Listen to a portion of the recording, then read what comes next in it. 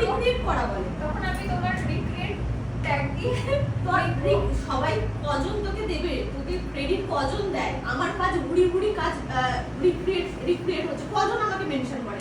কেউ করে না মেনশন।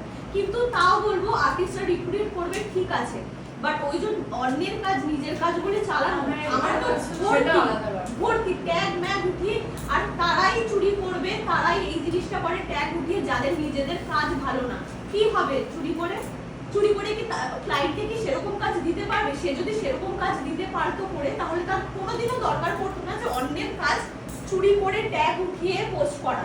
কারণ তার যখন আমি যদি এখন করে আমার যদি নিজের কাজ ভালো হয়, আমি কেন অন্য একটা ভালো আর্টিস্টের কাজ আমি নিজের কাজ বলে চালাবো? কারণ আমার নিজের কাজে তো ভালো, দরকার থেকে নিজে কেন শিখেছি। তো আমি তাদের মেনশন করে বলবো যে ওইসব না করে যদি একটু নেলসটা ভালো করে প্র্যাকটিস করতে পারে, তাহলে বেটার হয়। ওইটা রিক্রিয়েট করো না, রিক্রিয়েট করে তুমি প্র্যাকটিস করো, দেখো কতটা কি করতে পারছো। নাকি নিজের কাজ মানে এতটাই ওদের বাজে হয় যে নিজের কাজ পোস্ট করতে লজ্জা করে, পোস্ট করতে খুব ভালো লাগে। এসব তো অ্যাভয়েডই করতে হবে।